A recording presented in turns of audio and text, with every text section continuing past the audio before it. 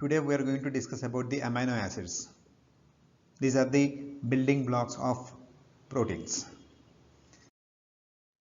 So before going to topic, let us brush up our knowledge by asking some questions. So can protein transform into glucose? What are the amino acids responsible for CNS stimulation and depression? What are essential amino acids? And what is post-translational modification and its importance? And what is zwitterion? To know the answers of these questions, so let us go to our class. So in this class we are going to discuss about the chemical nature of the amino acids, biological role, classification, the general classification based on the structure, based on the polarity, based on the nutritional requirement and metabolic fate. And last we are going to see various source of the amino acids.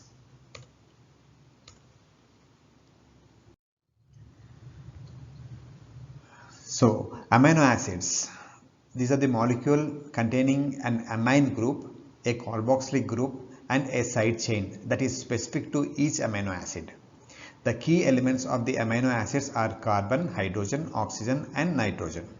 The amino acids are the basic structural building units of protein and other biomolecules. They are also utilized as a energy source. So this is the basic structure of the amino acids, which consisting of NH2 group, amine group and carboxylic group. So this is amine and this is acid. So together we will call it as amino acid. So and this R is specific to different amino acids. So depending on the nature of this amino R group, so we'll categorize the amino acid either acidic, basic, hydrophobic, hydrophilic, etc. So this is amino group and this is carboxylic group, and here the carbon which form bonds with amine and carboxylic is called as alpha carbon. So to this alpha carbon R group is going to be attached. So depending on this R group, so various amino acids can be synthesized. So if you see here, this R group is hydrogen, so this is called as simple amino acid called as glycine. If this R is replaced with CH3 group, so it is called as alanine. If R is replaced with CH2OH, this is called as serine. Likewise, the nature of the amino acids depend on the R group.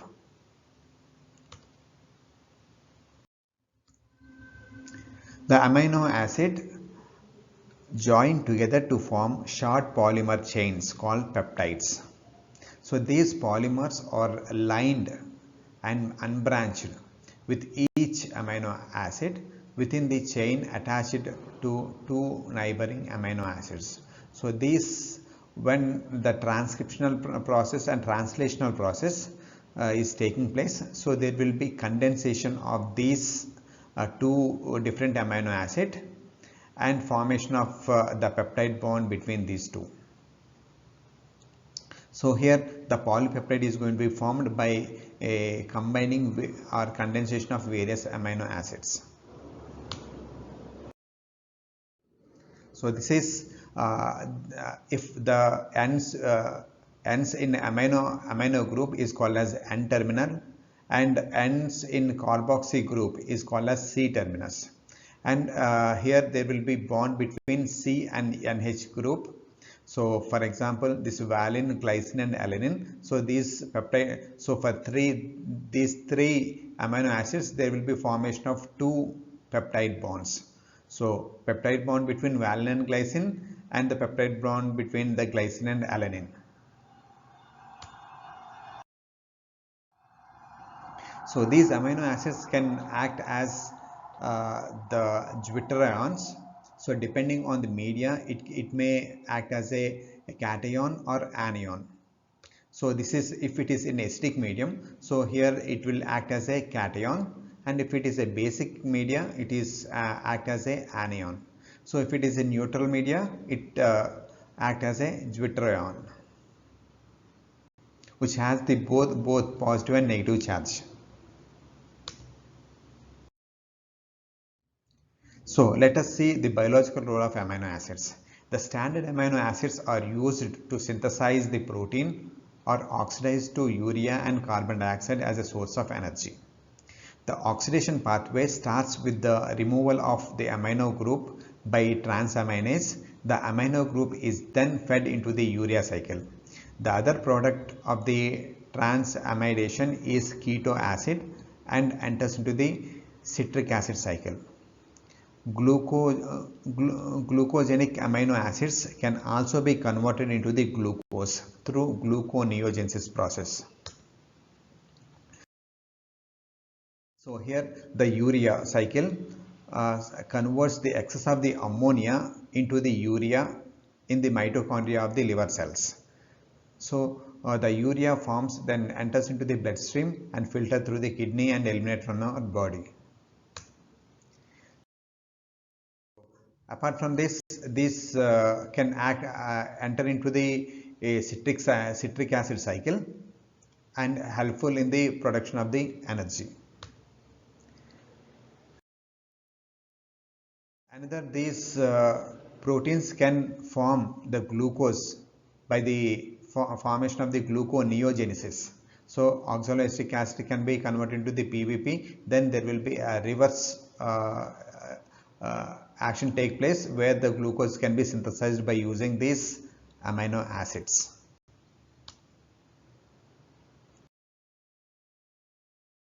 Apart from the energy, so amino acid has various functions in our body.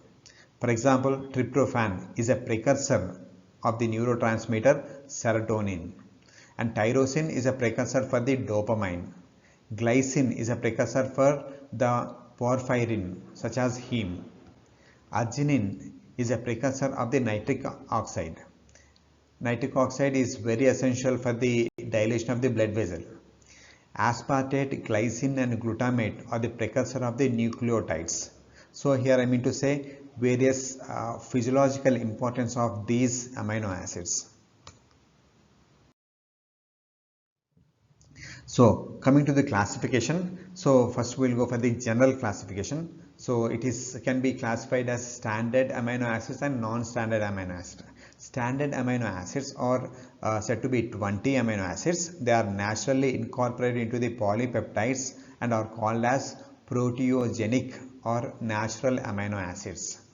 Of these, 20 are encoded by the universal genetic code and remaining 2 are incorporated into the protein by the unique synthesis mechanism. So because of the transcriptional translation, so here these 20 amino acids are going to be very important in the synthesis of the proteins. So these are called as standard amino acids. Apart from standard acids, so aside from the 22 standard amino acids, there are many other amino acids that are called as non-proteogenic or non-standard. They are not found in the proteins. Example, carnitine and GABA. Non-standard amino acids that are found in the protein are formed by the post-transcriptional modification, which is modification after the translation during the protein synthesis. These modifications are often essential for the functioning and regulation of the proteins. For example, the carboxylation of the glutamate allows the better binding of the calcium cation.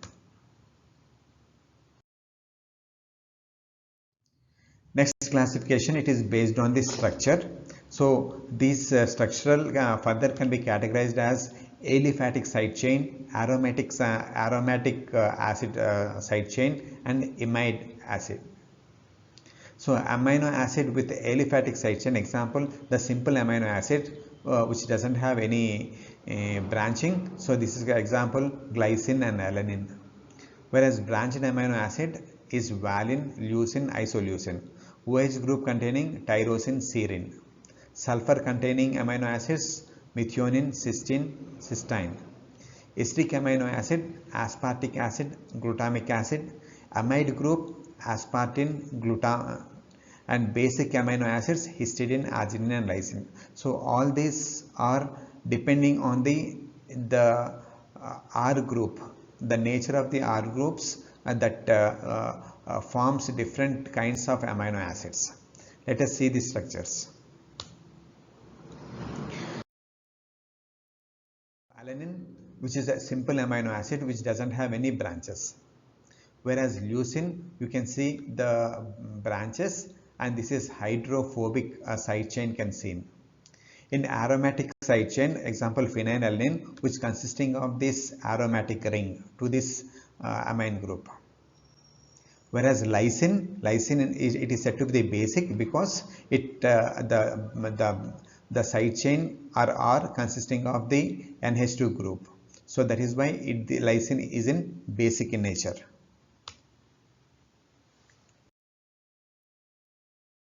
So coming to the acidic amino acids, aspartic acid example. So we can see the two COH groups are going to be present on the same amino acids. So that turns into the acidic in nature. Coming to the OH group, the serine. So if the alcoholic group is added to this side chain, example serine. So these are the examples for the structural. Next, the amino acids with the aromatic side chain. Aromatic side chain, example phenylalanine and tyrosine. So here aromatic ring is present on the side chain on the amino acid. So aromatic ring with heterocyclic ring. Heterocyclic ring in the sense where the nitrogen group is involved in this. Example tryptophan, where the nitrogen group is involved in this cycle. So that is why it is called as aromatic and heterocyclic ring. So example tryptophan and histidine. Based on the third classification, amino acid, example proline. This is the structure of the proline. Next, based on the classification based on the polarity, so polar amino groups can be further categorized as the charged and uncharged. So here the polar in the sense the amino acids which is hydrophilic in nature. So here the negative charged polar amino acids, example aspartic acid and glutamic acids. So this is acidic in nature, and positively charged is basic in nature, histidine, lysine and arginine. And uncharged polar amino acid, example glycine, serine, aspartame and glutamate. Next, non-polar amino acids, phenylalanine, tyrosine, valine, leucine, isoleucine and methionine. These non-polar amino acids is hydrophobic in nature.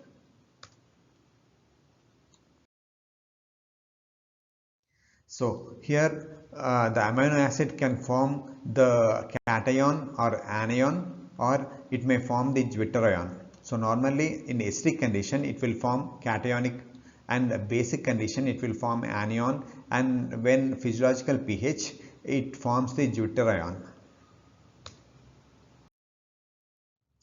Next, classification based on the nutritional requirement. So it can be categorized as essential and non-essential. So for essential in the sense these amino acids are not synthesized in our body, we need to depend on diet. Example of these amino acids are methionine, arginine, tryptophan, threonine, valine, isoleucine, leucine, phenylalanine, histidine and lysine. Non-essential amino acids are rest of all amino acids come into the non-essential. So here these can be categorized as essential or conditionally non-essential and non-essential.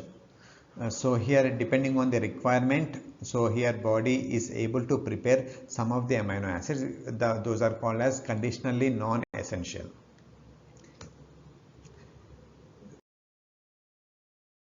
So here these are the amino acids, essential amino acids: leucine, phenylalanine, threonine, tryptophan, lysine, methionine, isoleucine, valine and histidine. So these are very essential, very important amino acids which has to be taken through diet. So here we'll see like what are the various sources of these amino acids. For example, histidine, soya bean, egg, peanuts, etc. And isoleucine, eggs, soybean, tofu, white fish, pork, all these are said to be the essential. So here most of the egg and soybean proteins consisting most of the amino acids. So here the essential amino acids, histidine and their source. Valine, tryptophan can found in oats, spinach, soybean, sweet potatoes. Then threonine, spirulina, pumpkin, leafy greens, hams. All these are the sources of various essential amino acids.